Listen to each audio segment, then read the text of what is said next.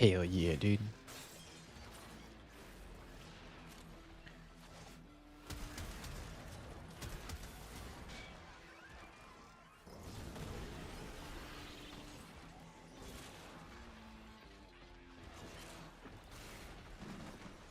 Let me through.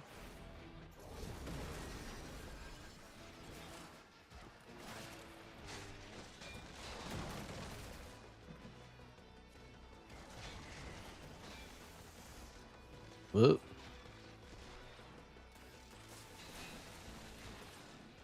Huh.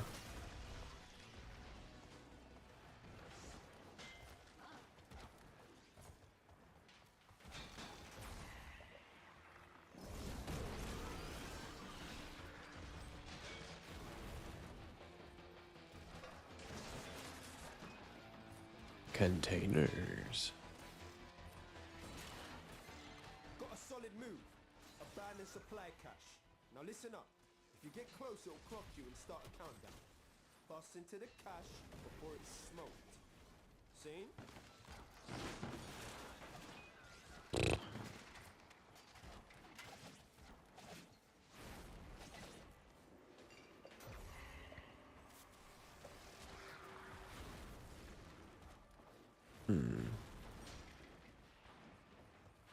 I think I already went down this way. Found a lot of nothing, right? No? Supply cache flipped into Oh, a lot of something. Get worksy. A few Fervon charges should pop it. But know this. Open that thing and the tech bot will get riled up. Crazy. Nice.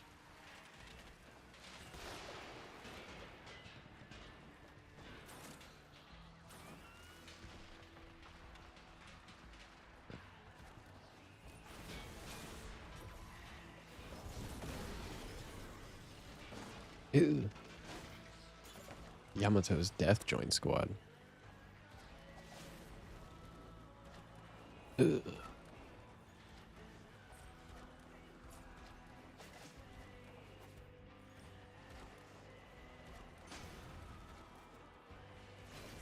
I'm on my way.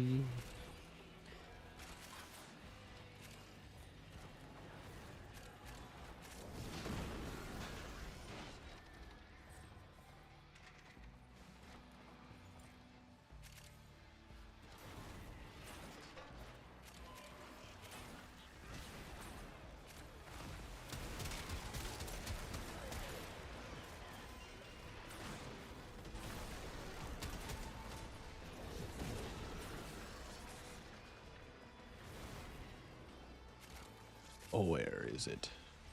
Can I find one more charge? Can somebody?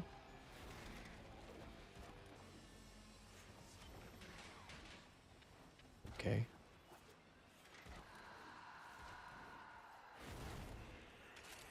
This is screwed up.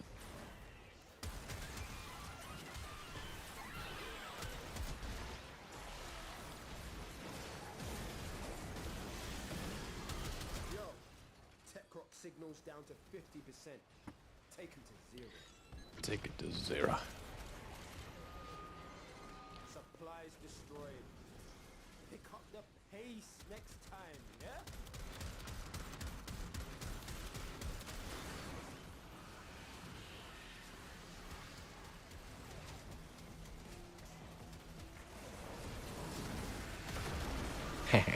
Fire.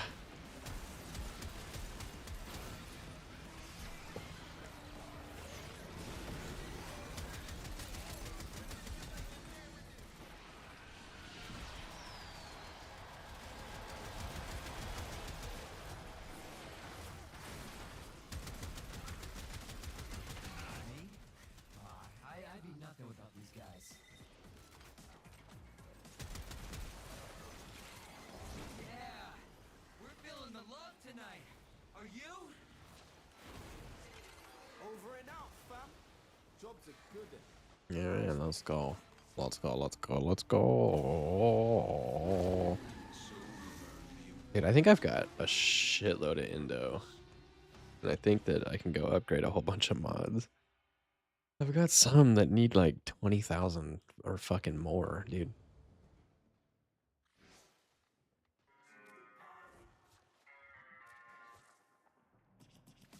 I know there's got to be some like primed flow.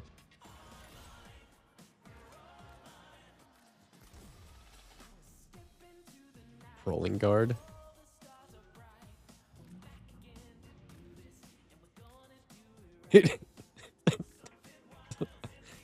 Uninstall off of everyone. Prime continuity. I could put 1 level in that. Wow.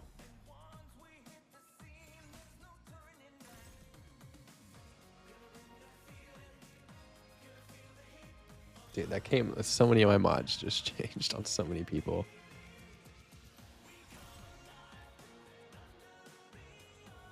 Well, there went a lot of Indo for like 3 fucking levels. The hell is this streaming schedule? It's been pretty wonky. I was just gonna go back to sleep, but I ended up not. My kid went back to sleep. So here we are.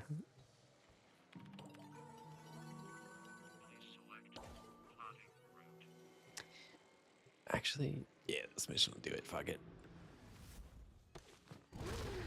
And you know, if I hadn't already drank like half a cup of coffee, I probably wouldn't. Probably would have just fell right back asleep. Half a cup. Okay, that's like a lot more than half a cup. That's like I've already drank a whole cup of coffee.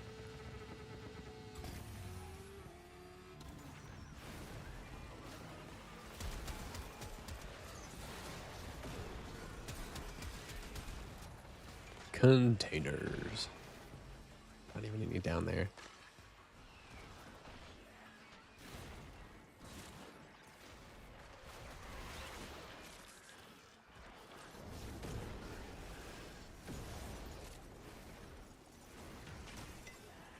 I am just here to smash stuff.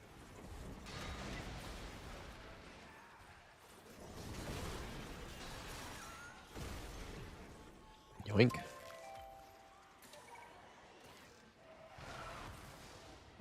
Mesmer skin. I actually didn't know that Revenant shared that buff with people to any extent.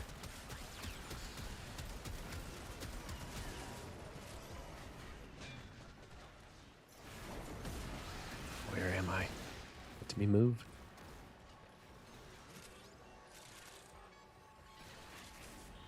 Give me the money.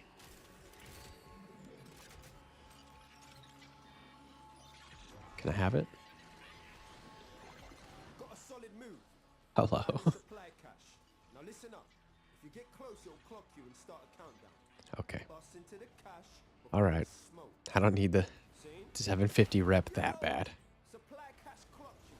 A fervent charge or two will melt that lock proper. Doing that to you in some of our runs. I'm not surprised you were, but no, I didn't know. I didn't know that Revenant shared his Mesmer skin.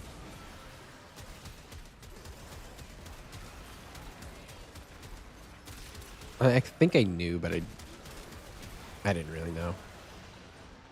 I'm mostly just surprised. I just saw the buff up there and I was like, oh, okay. Motherfucker be sharing. Halfway there. On the job, no quit.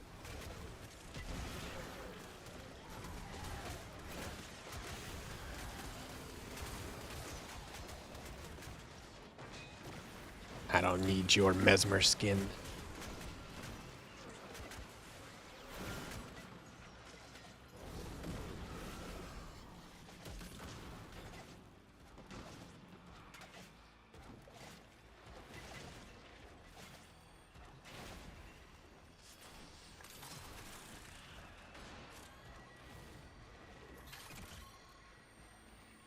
Give me the fucking money.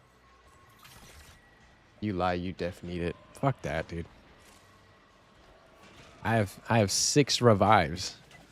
I don't need your fucking your Mesmer skin. Proper fist off. Hitters coming out of every nook and crook. I say, Yeah. What was it? The fucking Grendel mission? I think I need your Mesmer skin, bro. I like thought back on that and I was like, dude, how how badly did I misplay Nokko? Like, I could have sustained energy, and I could have, like I didn't know his mushrooms. As long as you have one down, you can, like, revive to it. So, like, if I had prioritized using his mushrooms, it would have been significantly better. Over and out, fam. Job's a good one.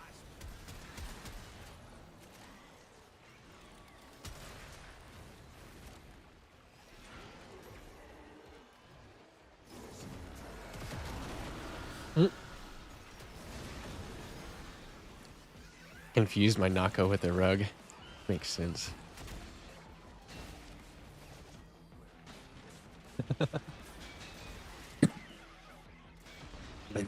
Okay.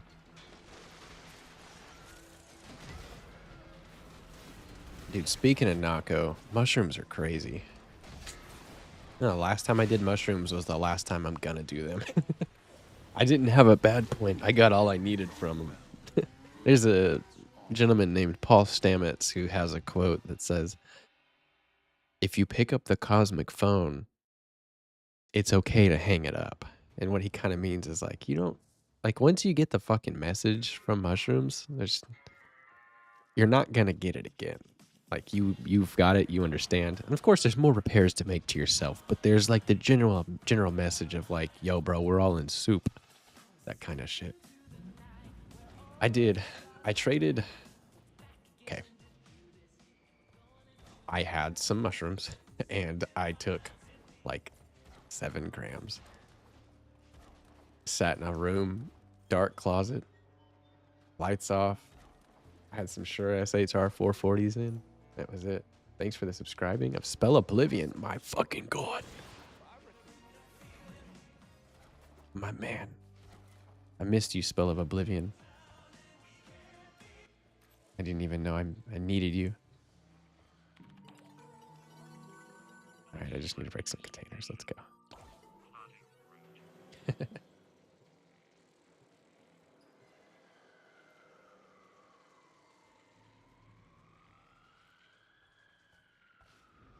Yeah, I probably could have played Wisp too. But you know what? It's more fun to struggle with your homies than it is to efficiently run things down. Endlessly more.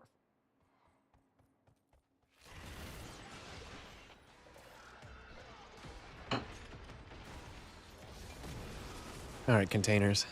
Bring me that ass.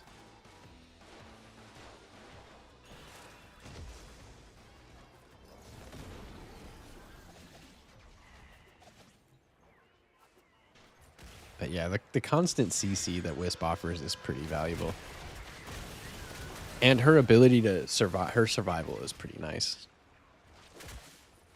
Especially for shit like that.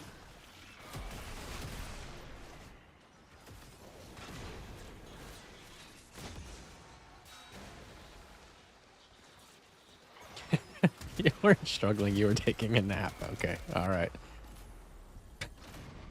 What the fuck? I was reading back on like my VODs when I was making that edit yesterday, and I remember like Allie talking shit because I was struggling.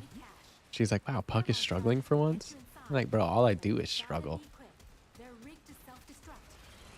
You don't crack that cache soon, it's gonna deadlock permanently. Clock's ticking. Look for fervent charges. I think Prisma Omas are literally my favorite fucking melee in the game.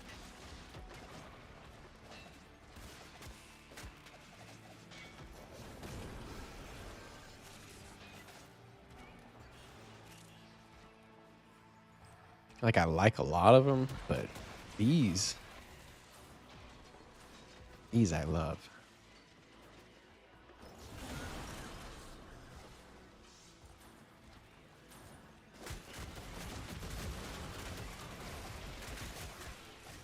See?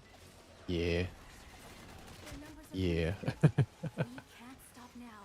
Any survivors will be transferred to a new squad. So my dishwasher was broke, right? So my house has got like a lot of little repairs that need done. and my dishwasher, like everything was like breaking this month. And instead of like doing what I normally do, and that's like just making everything work again, I kind of was like, all right, dude, let's just get a contractor in here, get all this plumbing fixed, get these new vanities, get new sinks, get shit fixed, and decided to like start putting some money in the house because I mean it's worth it. You know what I mean? Even if you're just improving it to sell it, dude, it's like your money comes back. And our property value is like going through the roof. We live next to a big college town, and 10 or 12 years ago, the town we live in basically had nothing to do with the college town. They were both they were, 15 minutes apart from each other. But now that city there is a city between us. Like it is all, there's houses, there's businesses, and it's just now kind of starting, they're building suburbs in our town. So our property values here are going up. So we decided the best move is just to start fixing shit. Basically take our inspection list and when we bought the house and start tackling things that are like, reasonable. So do all like the easy stuff first, right? Like make all the doors shut right, make all the frames nice again, replace all the doorknobs, replace the sinks, the faucets, touch up the paint on all the places that it's like scratched off at. Improve the way it looks on the front, blah, blah, blah, blah, blah, right?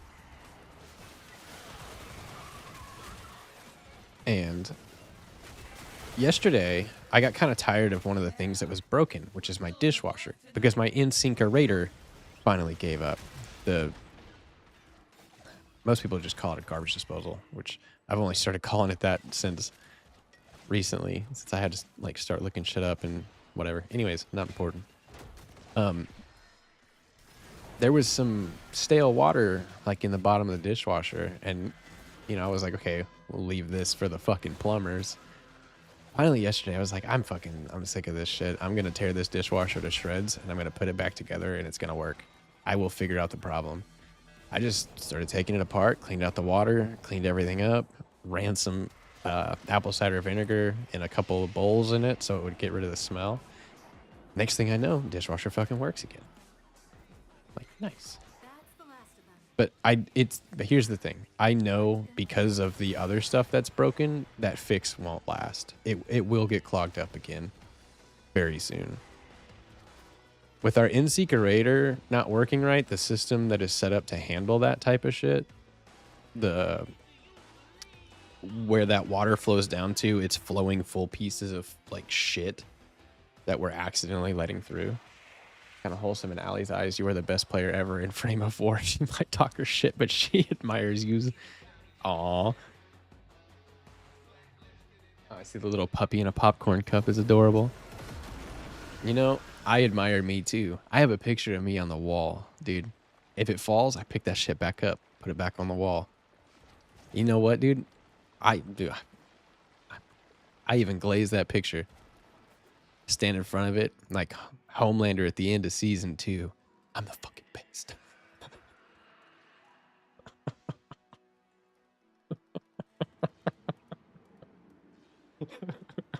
I hope everybody here has seen The Boys and knows exactly what I'm talking about. I think it's the end of season 2. Dude's just standing on the edge of a fucking like night sky building thing, just whacking off. As you conquer the foe, so you conquer yourself. I admire your controller because it still works after pressing that revive button so much. Okay. All right.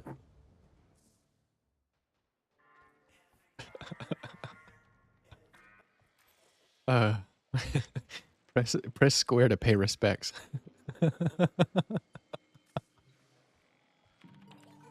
Kill 1,000 enemies.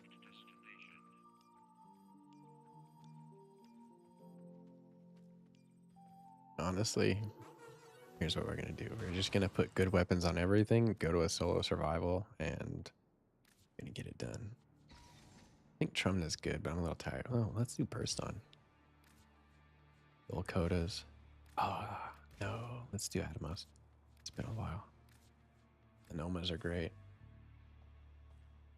You know, I actually like this controller right here. This one does not work.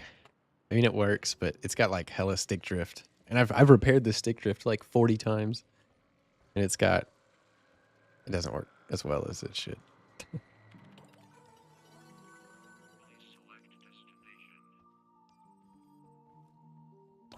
Scaldra.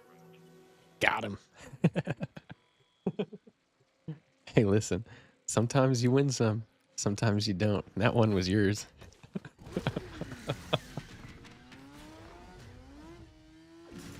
F in the chat, please. Your enemies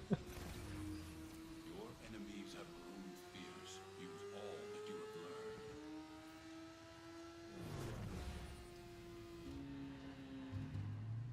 learned. Man, I think one of the best burns I ever heard. I was working with this dude named something. And one of our employees was talking shit to my dad. She said, "I'm going to kick your ass." And that dude went, "I don't think you could kick that high," as his ass is located on his shoulders. And it was just like, he was the quiet dude with not a whole lot to say. But every time he said something, it was like the funniest shit anybody had ever said. If he was like a comedian, he'd be like Norm McDonald. Or I guess Mark Norman works too. Or that other guy.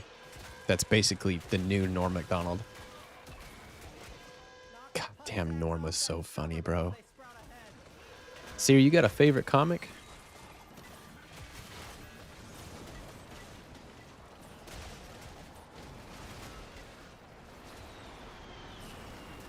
Speaking of equipment, my wife fucking hates using my setup. I have a Cordura mouse pad and it glass skates on my mouse, so it feels like playing on an air hockey table.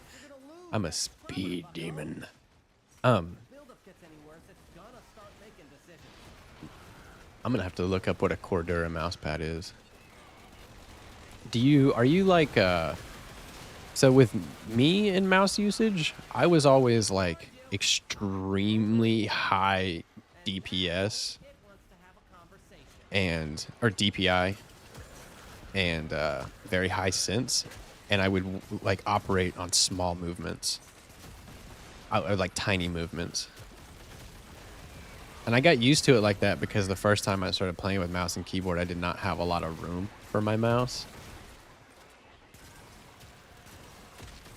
So I just kind of got used to that. And I have a Logitech G502 mouse where it's got like the onboard sensitivity where you can kind of like change it up and switch it on the mouse. I accidentally one day put that on like the mouse's innate, like extremely high setting, and I just rolled with it. I love that fucking high sense. If I'm gonna have to find like gameplay of me playing something like maybe Minecraft or something with mouse and keyboard, because what I've learned is if you watch me or like quite a lot of other people play mouse and keyboard, you're either having an understanding of what's happening on screen or you don't. You know, because I mean, people are like just constantly looking around so fucking fast. Bill Burr before he sold out. Shane McGillis. Dude, Shane Gillis is like, I'm so glad that he exists. Because like he's eroding the you can't joke about people shit that is happening very well. And historically, if you can't make jokes about it, it's not good. So like that always spells bad times whenever comedy is repressed or disallowed per se.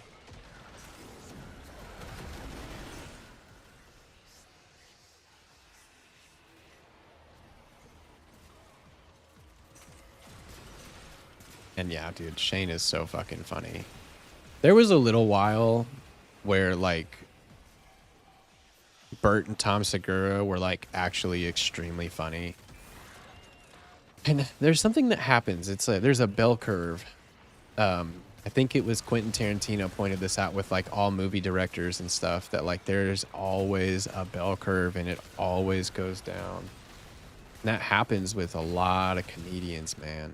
A lot of comedians run out of funny shit to talk about, or they get full of themselves, or something goes wrong somewhere in their writing process. Their inspiration is dead.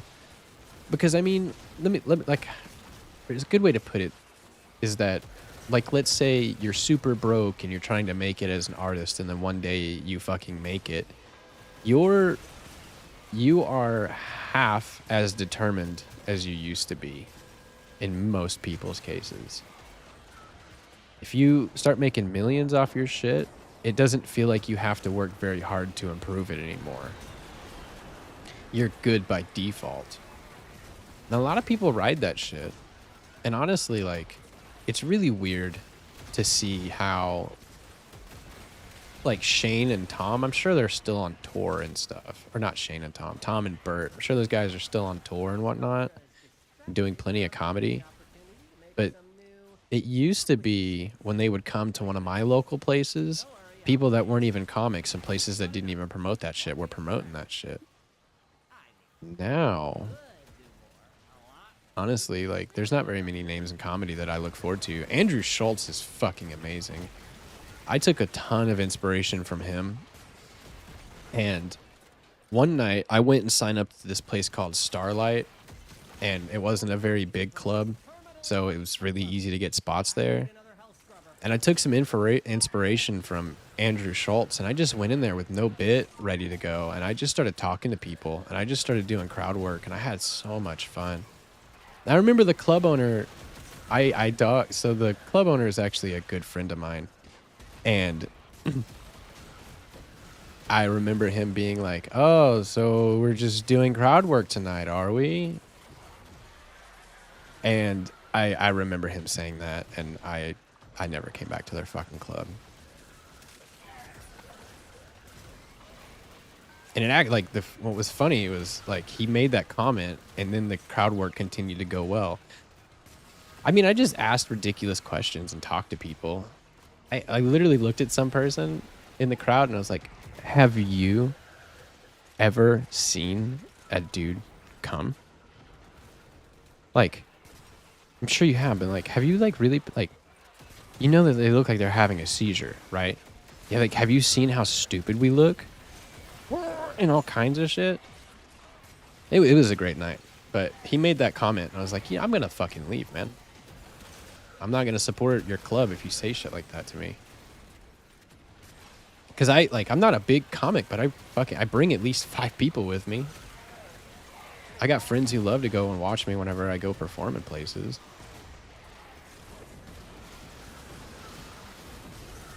And how am I not gonna, whenever they tell you you've got X amount of guest list spots, I'm gonna fucking find people who will come. You're allowed to bring basically as many of your friends with you as you want. I mean, that's because they're gonna buy beer and because they're gonna be support for the club. So, of course. To be honest, I never found those too funny. I always felt like they were extremely fake. Probably the biggest pathological liars in the comic world. You're not wrong. And I only thought that their very early original specials, whenever they first started, were funny. Because like, once that whole machine era started, I was off. I was off that fucking bus, bro. I thought that joke was like hilarious in a sense, like it belongs in your bit. And like, I love that the world ran with it, but he forgot that he was really funny as a family comic. Like the reason I liked him and both of them are like the stories they tell about their kids and having kids. That was funny. But their normal stuff their stuff nowadays is not. Fuck, I hate a lot of comics too. A lot of them have bad attitudes.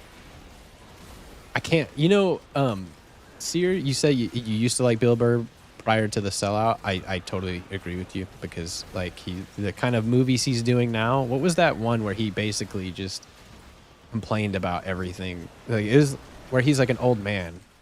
You know what I mean? He's like a fucking boomer in a world full of young people, and he's just like struggling to talk to anybody. And like it totally, like, what I hate about it is that movie ignores every instance of nuance that exists in the world. And it's so out of touch.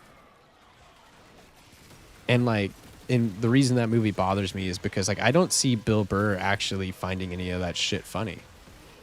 I can't imagine Bill Burr signing off on all that stuff.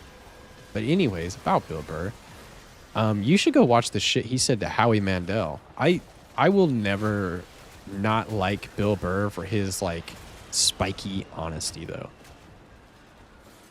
He fucking looked at Howie Mandel like right in the face and said, "You're a lot. Like you're a lot. I know you're talented, but I don't want to hang out with you. You're a lot." Not to mention Howie pulled some bullshit on him, dude. What Howie did to Bill was fucking dirty. He had like a half brother, and the half brother went out telling the story about the fact that him and Bill Burr were half brothers. And Howie Mandel thought it to be a good idea to get them together without telling either of them the truth. So he didn't tell Bill about it at all. And he told Bill Corrigan that Bill Burr said he was cool with it. And that it was a very awkward situation. Definitely.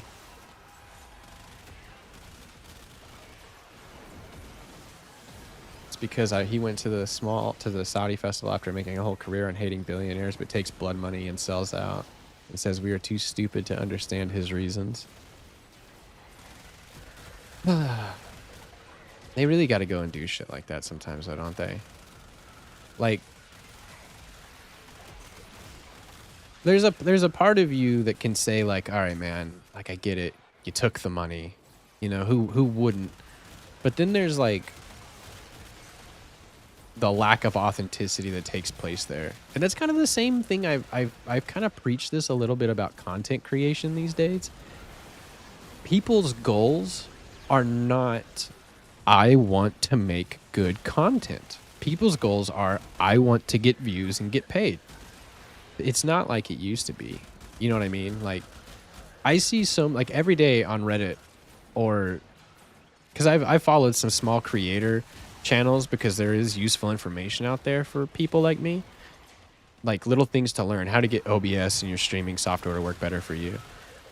And they are people are just so constantly like, how do I get more viewers? How do I get people in my chat to actually engage? And they're just like, they're asking questions on how to.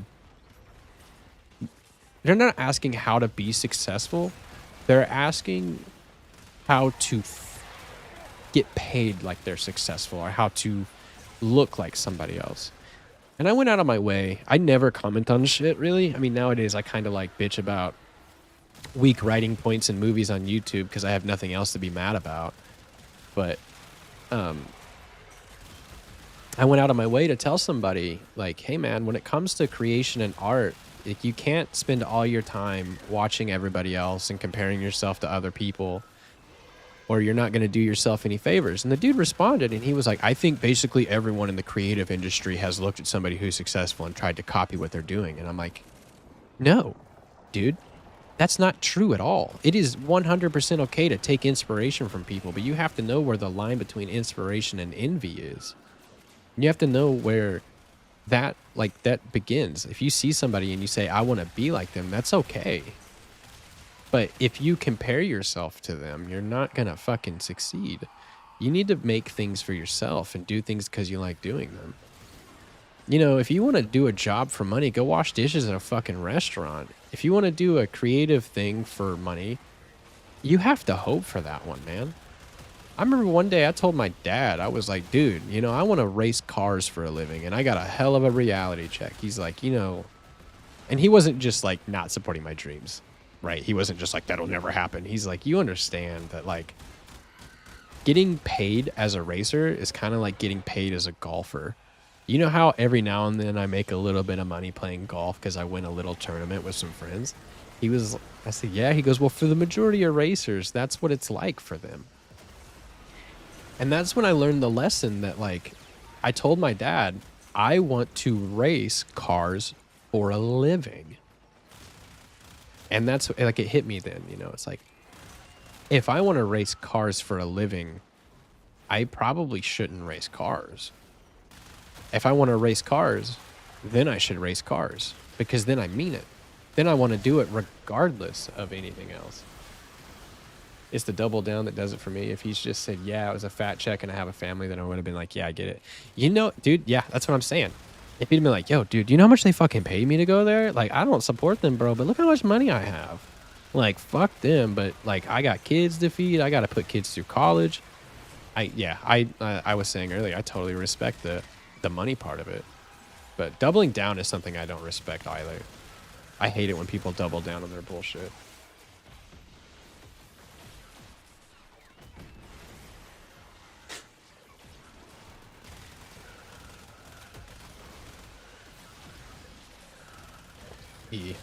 Yeah, Bill Burr's kind of eating shit when it comes to the public opinion.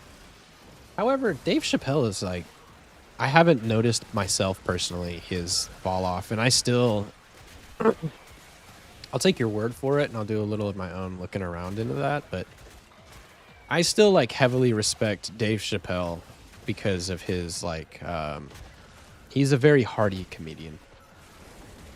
He's a very hearty comedian, and regardless of the way he is now, I have to remain endlessly inspired by his early career and career up until 5 years ago.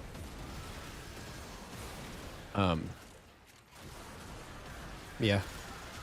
And I think that's something that we need to be a little more common about in terms of like how we feel about celebrities and people. I'm not going to fully dismiss Dave Chappelle because he sucks right now. I'm going to take what I like of him from a few years ago. I'm going to put it in my pocket, and I'm going to remember him that way. Because in my mind, the inspiration he served to me to not care about what people think and not care about what people say, and to have no issue at all with telling people they are being bullshit right now. I guess I get that from like Bill Burr and Dave and a few other comics, but most predominantly, I think Dave Chappelle taught me to not give a fuck about what people think. And like his, you know, everybody loves that Comedy Central thing that happened with him where he decided to like walk away from a fat check because they weren't, I don't think the way people talk about it have ever quite gotten it right.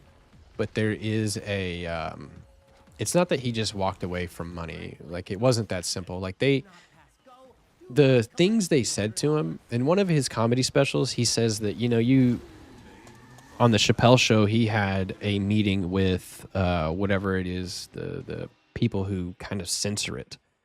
And I know, like, it's largely uncensored, but, you know, whenever the network execs say, hey, you can't say that, they told him that he couldn't say,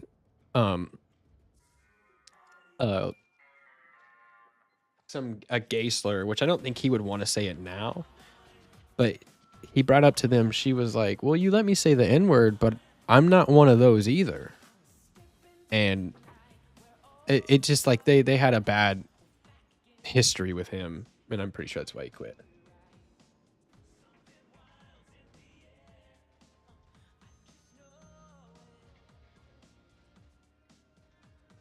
Drawing the new Warframe? Damage with the flame 4. I don't make it a habit to ignoring the present to focus on the past. I love what Dave did before, but the man he turned out to be invalidated all of his previous work. Same with Bill. No, you're definitely... I think what I need to say is that I have gleaned what is useful from them. And, like, there's a lesson in the entire thing, right? There's something to learn from the entirety of what they did and how they fucked it up. Because on one hand, like, you learned how to be the person they were when they were in the height of their success. And then you also learned how stupid you look whenever you sell out. So that's like, yeah, that's kind of like where I land on that. You know who really, I maybe...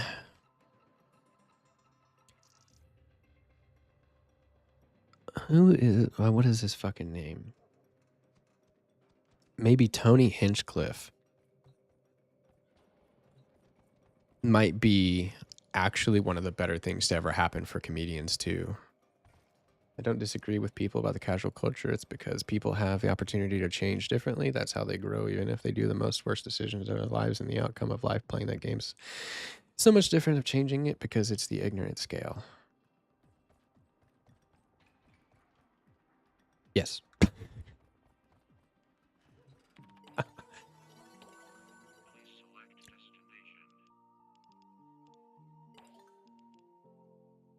And I do really love the fact that ignorance is bliss, because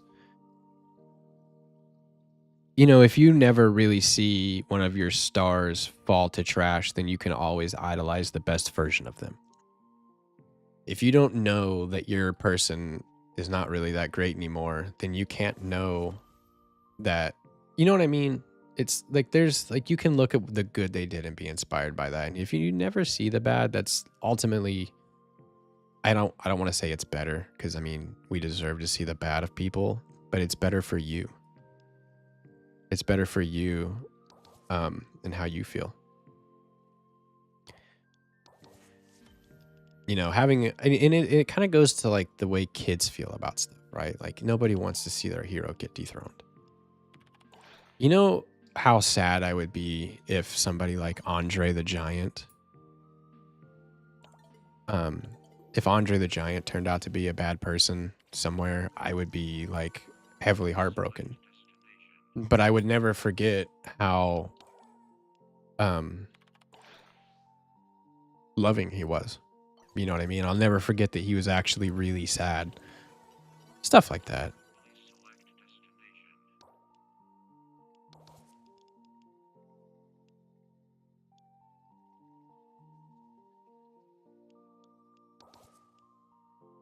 That doesn't actually work. You can tell a child the stove is hot, but he won't understand until they get burned. You can look at it, but you won't. You're definitely right about that, but yeah.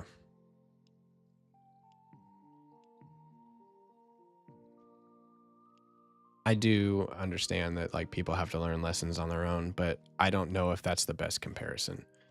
It's definitely easy to look at the good a person did and glean what you need from it, and to dismiss the bad as somebody who fell off the fucking cart and started acting like shit.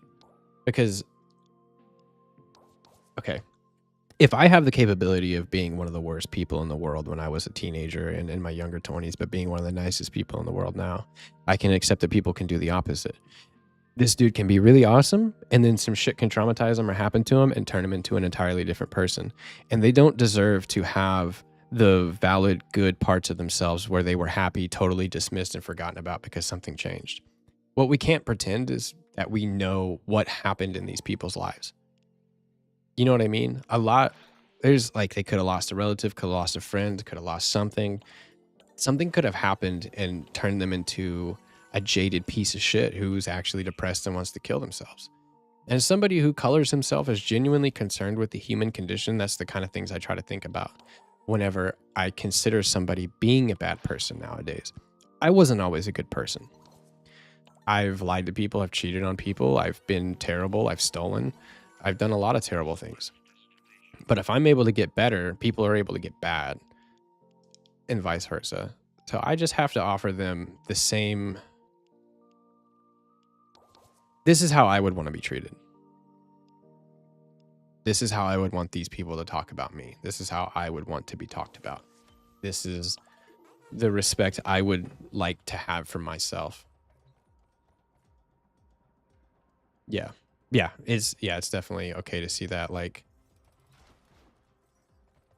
And I think that the overall example is also a healthy thing.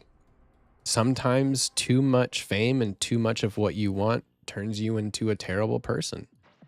How many of these people actually kind of turned bad because they just had so much money they had the capability to? And yeah, I'm with it. Like, I'm not gonna go back and watch Dave Chappelle now. I'm not gonna go back and watch like Tom or Bert now. But I won't forget like what they helped me with. You know? And there's a lot of like addiction in my family and in my like people that I've known in my life. And I've seen I have a very hard time like forgiving people until I see them actually want to change. Or not forgiving. I have a hard time believing them unless they actually want to change. But I know what it's like. I used to have some really bad addictions. And I have to thank basically weed all the time for not having them anymore.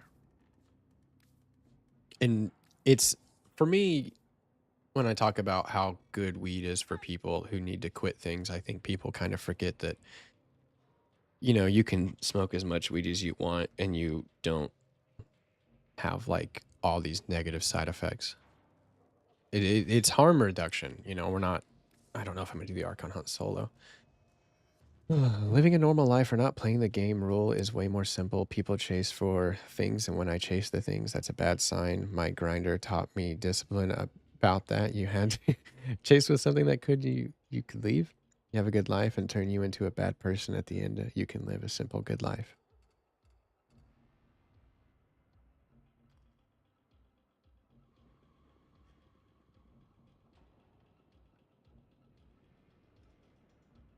You know, I got derailed at the word grinder, and I don't.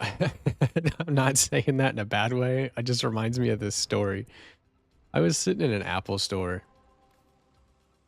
and I was trying to get my phone fixed under warranty. And oh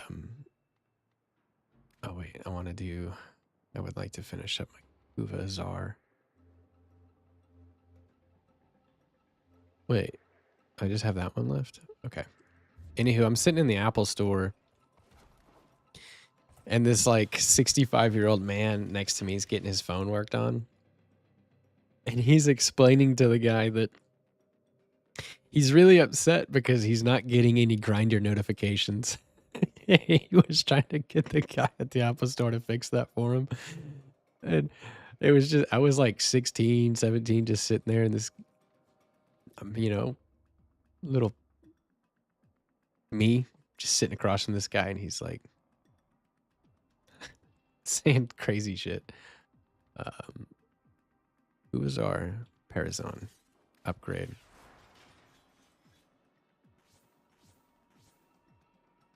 Known. All right, looks like we've got Riss and Fast. Okay, so let's do this. Let's do Fast first. Actually, I like to do this. I like to put Ul first. That tells me a little more. Then we'll do Fist at the end. Let's see how it works. Do I fucking have one? Fast. Do I have a Fast, dude?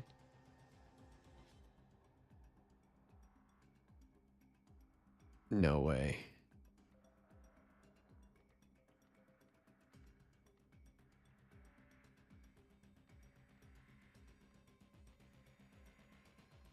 What? Oh my god, dude.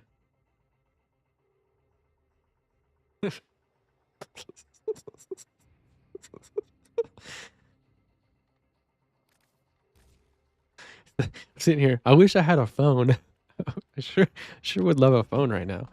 Jesus, dude. The mod was on it already. All right. And I really want to play Nokko. He's so much fun right now.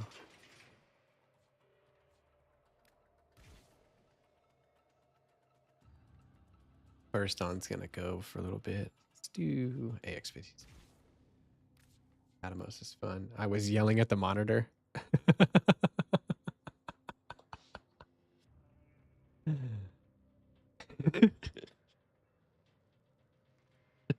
I thought about that immediately. I was like, you know, somebody probably watched me do that. And they're like, you fucking moron. It's right there. It's right there.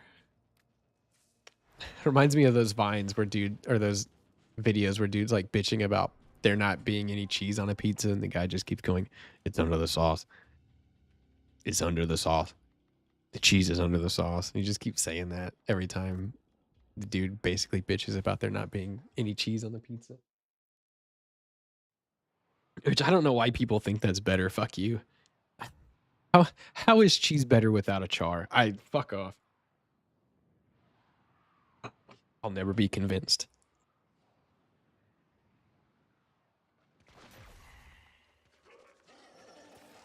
Like, don't get me wrong, like margarita pizzas are good, or not. Like those pizzas are good, but Be on the lookout for increased security measures. a little sear on that cheese is amazing. Get data and let it get into our hands.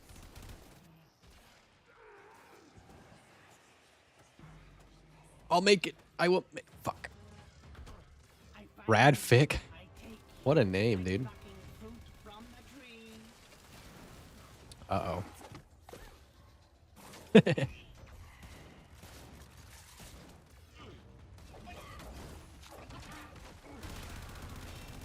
All right, here's how we're gonna do this.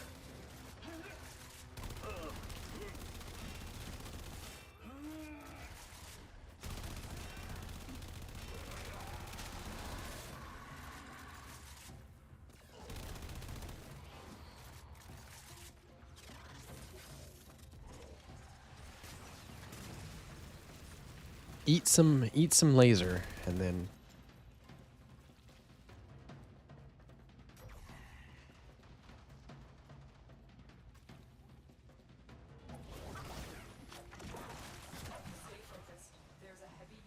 what's your favorite cereal?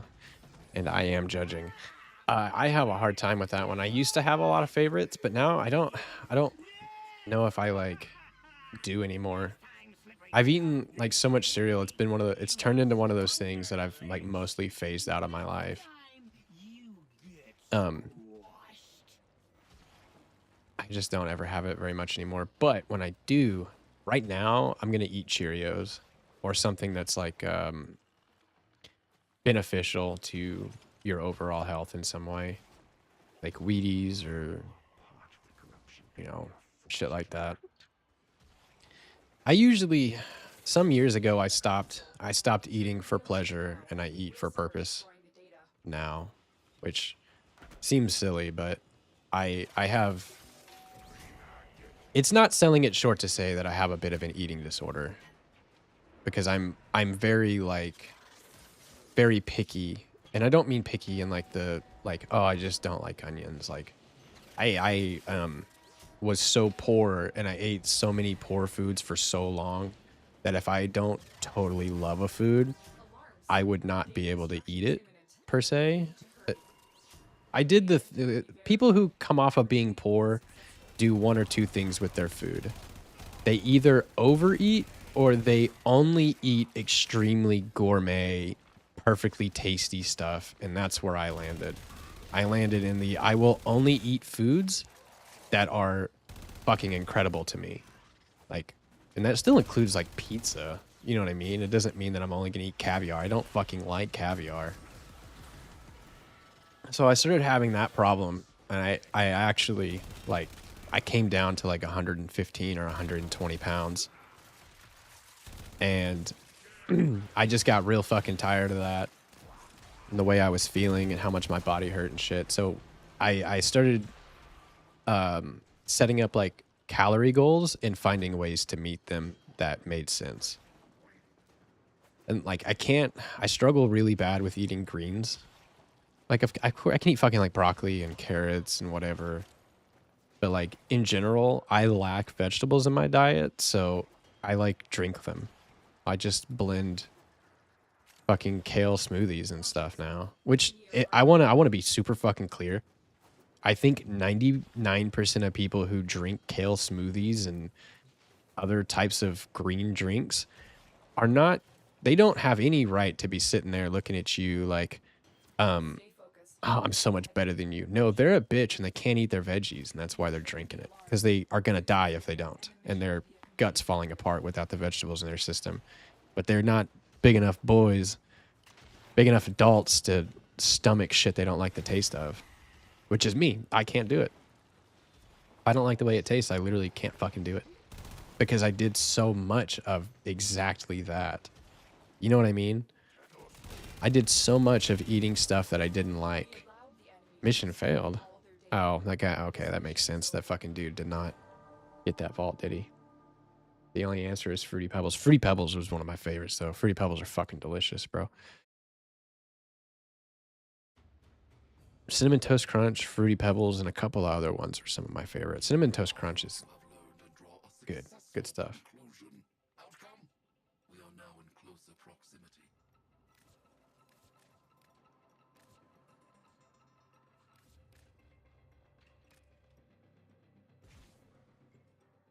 tasty shit.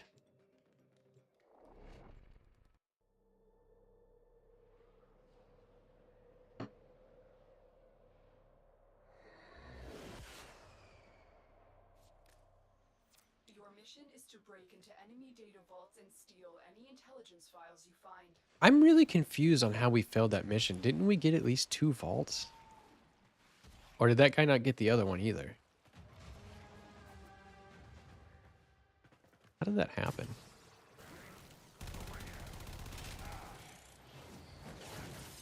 I hate Wagyu. I do too. Wagyu and filet both are way over fucking rated, man. I'll tell you where they belong. They belong in stir fries. Because that is the best place for them. They have the most marveling / flavor holders. So they belong in stir fries and shit. Don't give me no fucking I don't like steak. Or I don't like Wagyu. And I've sold a lot of Wagyu in different versions too. Like I've sold it as a burger, I've sold it as steaks, I've sold like Wagyu's not. I don't care for it. The best cut of steak is ribeye all day. Oh, looks like we're gonna get him on planet 1, dude. Well, I might. I could. I forgot I can still be wrong.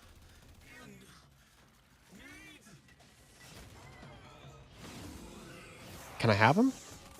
Oh, okay. The last one's wrong. That's fair.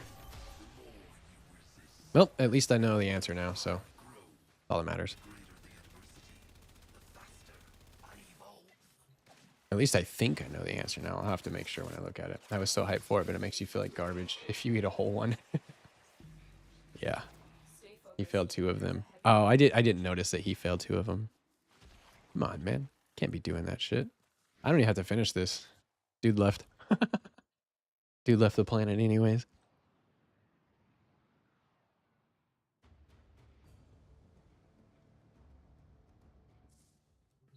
We don't pay for internet, right? Calamari and caviar and stuff like that's also like not good. I don't like those either. It's like calamari is just a fucking onion ring you can't chew up, bro. It's horrible. Oh, he was MR6. I didn't pay attention. That's okay. It happens. You know, that was one of the first things I did in this game, though. And I'm not judging that guy or saying what he should do, but one of the first things I did was, like, I learned that I was failing spy missions or, like, not contributing. So I did a lot of them by myself. I learned them as a Wukong, though. So a lot of them that have, like, gates that you can't just walk through, I Wukong through everything, dude. Keep the enemy busy while a fellow Tenno operative raids the ship for supplies. Oh, fuck. I forgot to... Trigger the alarm.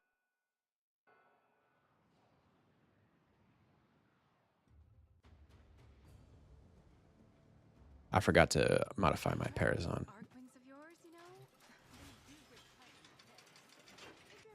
know? Okay, so fast definitely belongs in the middle, which means it's possible. It is 100% true that this is the order, right?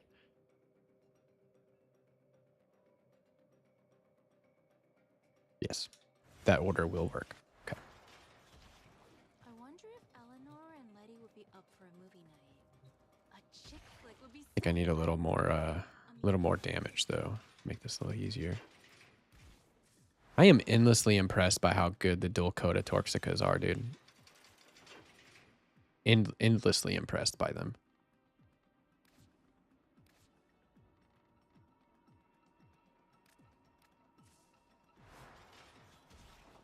I always wanted my own space to decorate.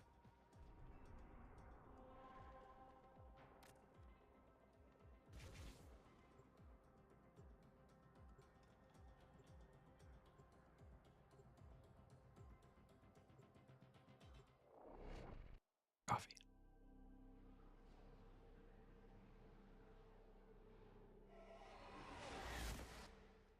A lone Tenno operative is Seer, what's your... supplies. What is one of your other favorite games other than this one? Trigger the alarm. Something I've been thinking about is how much people would enjoy watching me play like one of their games they thought was hard or enjoyed, or people like seeing people go through their struggles, crafting a lot of shit. Hell yeah, dude. Hopefully a bunch of weapons and a bunch of stuff. You know, hit MR30 tomorrow, Ali, or else. And I forgot what I was saying before that, so on to the next one. On to the next topic. Primes. Hell yeah.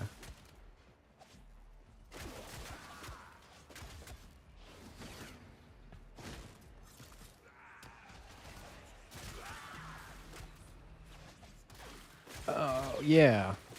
People like to see people go through the struggles they went through. So I've been kind of thinking I'm going to go through my games list, write a few of them down that I'm interested in like fucking with. Because every single month there's PlayStation games for free. I've grabbed all of them for like the last 5-6 years.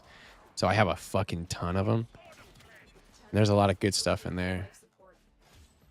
Where did you... Oh, he's falling out of the map. Ireli, Mesa, and Korra. You'll like Mesa. Mesa is Mesa's easy mode. Messa's who I play whenever I don't want to play. And I know that's not a bad thing about her. It's just how it is. I delivered a life support capsule to the area. Activating it will buy you more time.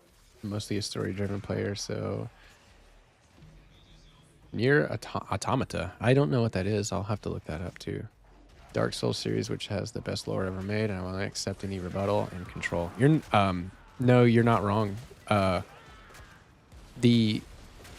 Even just Elden Ring is worthy of a Lord of the Rings size story, or more, maybe more. You know, it's really crazy to think about how brutal and terrible Berserk was. And it's also crazy to think of how inspirational it was. The amount of things inspired directly by Berserk is almost the amount of things directly inspired by A Journey to the West. Get ready for a capsule. Give me that ass, boy.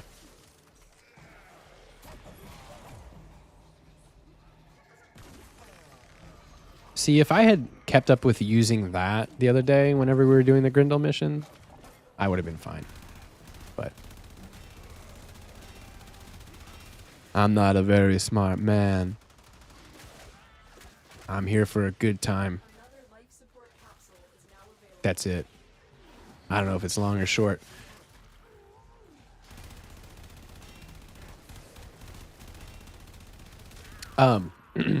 Considering you said that I'm 100% sure you're familiar with Vidya, I believe it is. Guy who's made an absolute ton of Dark Souls content.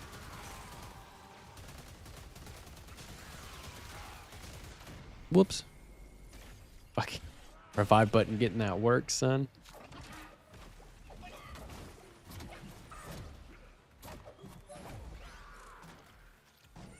Yeah, there we go. 30-second warning. And I appreciate the story in Elden Ring so much. Even though like it's kind of like you don't really just get to like be told the story. It takes a little bit of comprehension to figure it out, which is another one of my favorite things. Life support incoming. It's fucking awesome.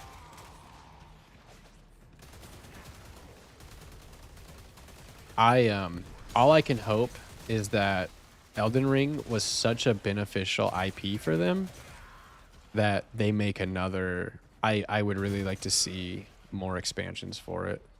And I can't see them not doing it, because Additional life support. building Elden Ring was not so much as like it is way too big of a thing to not use it a little bit more. And maybe that's just how I'm coping. Maybe I just believe that because I really want them to make some more. And you know what's even crazier? I I have not completed the expansion. I have looked Prime Consort Radon in the face, and I have left. I have not taken on that challenge yet. And sadly, once I do, it will be post-nerf version, so I won't get the pride of being like, hey, I beat him before he got nerfed. But I might need to do an Elden Ring playthrough soon, or Sekiro. Man, a Sekiro playthrough would be really cool. Night Rain? Yeah, Night Rain, of course, but that was... I can't remember how that works out, but that didn't come like directly out of their studios. That's how does that go? Let me just educate myself here, because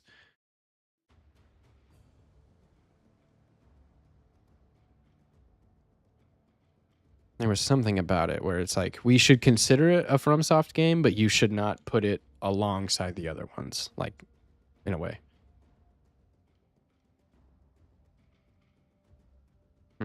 Let's see.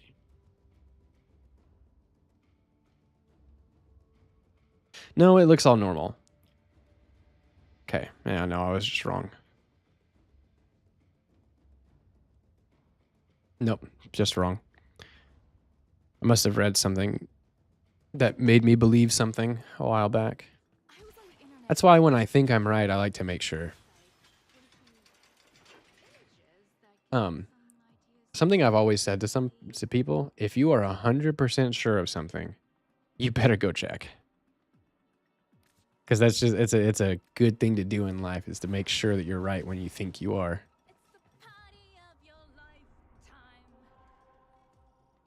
And that was one of those cases. I was wrong. I thought, I was under the impression, I thought I read this somewhere, or something along these lines somewhere, that Night Rain was owned, the IP was purchased and developed by like smaller pieces of their company or something like that. And it was like a really easy to make plug and play thing for them. But that's kind of like, that goes in line with whenever they make a Disney movie, the reason a second one is so common is because they don't have to create the world a second time.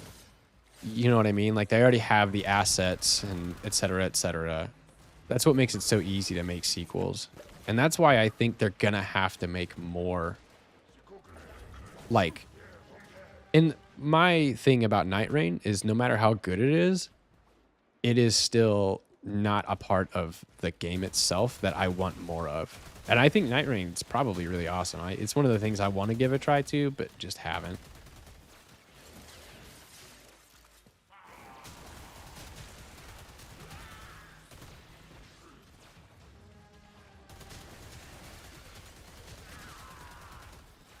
And one of my favorite types of lore always is going to be the type of lore where people think that they're gods, or people are gods, or people are trying to take godhood. Like, that is always one of my favorite types of storytelling. And there's so many people that either are gods of their own respect in Elden Ring, or people trying to be one, etc., etc. Like, there's so much cool shit like that in there. I love the mystery behind, like, who's really the bad guy. And it's like, I mean, creation's the bad guy, you know? It's incredible. I've done the Frenzy ending like 3 times, dude. I just enjoy it. And I've done a couple of the other ones, but I haven't targeted any ending yet. I just kind of made the choices along the way and did the stuff I wanted it to do. But I need to play it like spellcaster style. Every time I play, I just do sword, dodge, parry, and that is my 3 things, and buffs. I like that raw dog experience though, man. I really do. I like that, like, sword, shield, nothing else.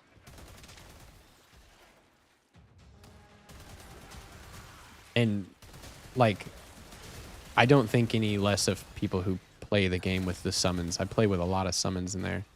And it is, I think it's Ko said it best. if you are playing Elden Ring without summons, you are doing a challenge run. And you should not compare your skills to other people's, because the game is balanced around you using your companions and switching them as you need. You know how many boss fights that are extremely fucking hard get trivialized by the appropriate companion? The appropriate summon? A lot of them. Dude, if you get one of the summons that's able to knock down, and then you take a weapon that knocks down, you can trivialize Millennia, dude. But if you go and fight her with dodging and a sword, it's significantly harder. Which I have only ever beaten Millennia. I've gotten close, but I've only ever beaten her with people. I almost beat Elden Ring level 1. The last boss takes way too long. Yes, even Millennia.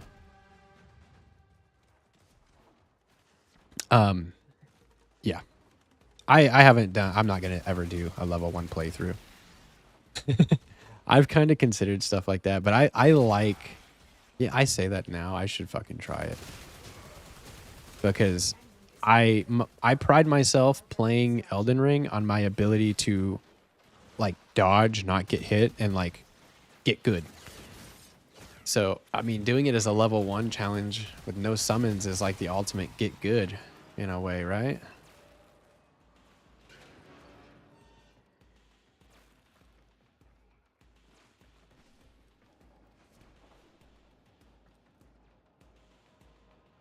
I would be really happy to agree with the fact that the way I played Elden Ring and the way I played Sekiro, the hardest thing I've ever done was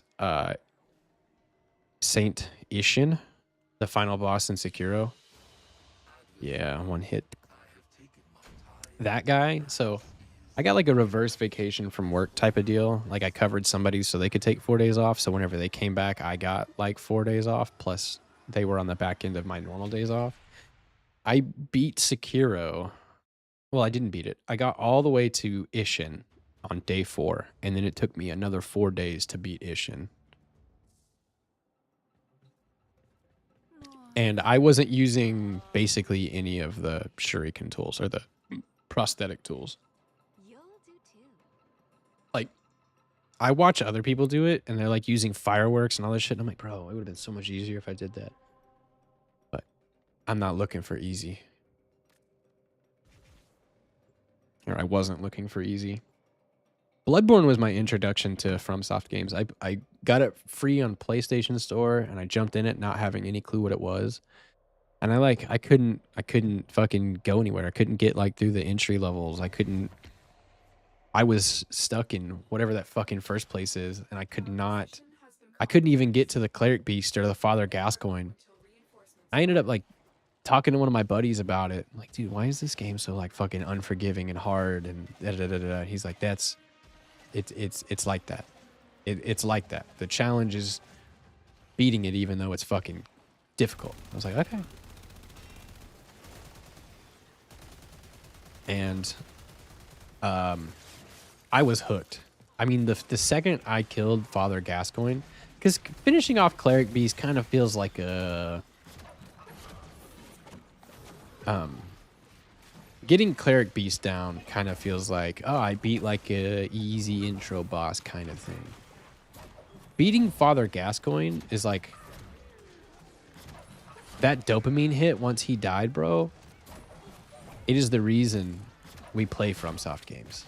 They are... That dopamine hit when you finally kill the boss, dude. Ooh, so good.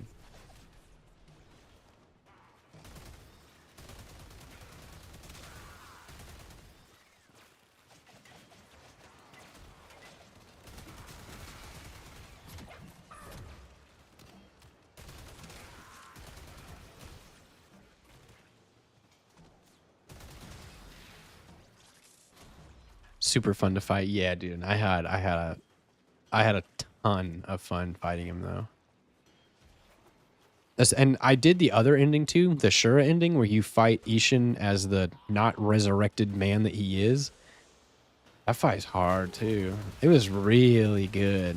Emma into Ishin, like that story twist of like, oh, if you want to be bad, you're going to have to deal with Emma, which is like, you had to turn your back on her, dude.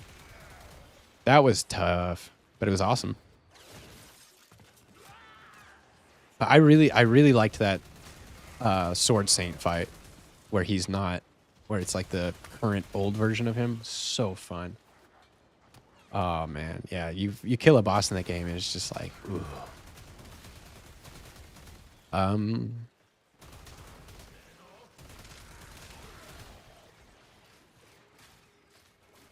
Hey, fuck it, man. I'll set that up.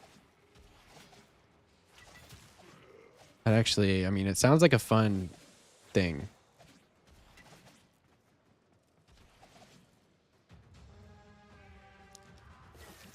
Why do I keep using that ability?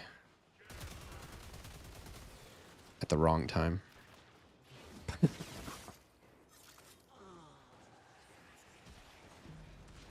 You know, I'm a little less worried about the bosses playing as level 1. And, bro, the environment must be so fucking difficult to deal with. And I mean, I don't mean like the trees. I mean like traveling from one place to another with all of the dangers that exist. But I mean, you can beat Elden Ring with like minimal travel. Especially like now that I've learned where all the medallion pieces are and et cetera, et cetera. And I know where to go, what to do, how to do it, et cetera.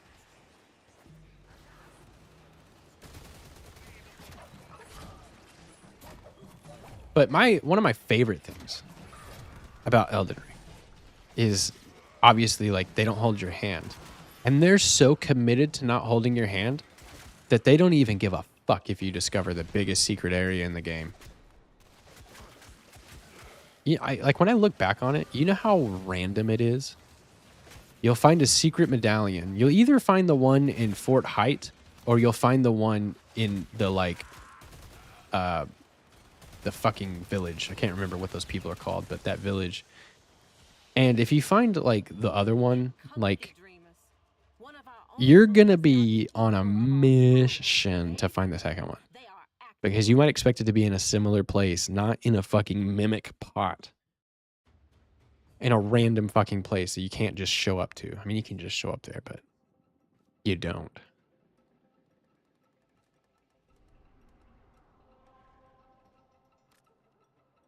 Oh, wait, and not only does it hide one of the biggest, most well-explored areas of the game, or funnest to explore areas of the game, the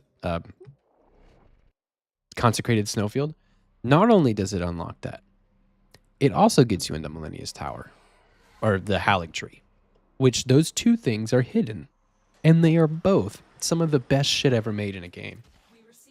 And I love that confidence that we don't even care if you see the whole thing. You know what I mean? Like, we don't even care if you make it. All right. The odd stream schedule gets odder. Everybody's awake now, so they're awake, so I'm not coming back till later. Fuck you guys, I'm out.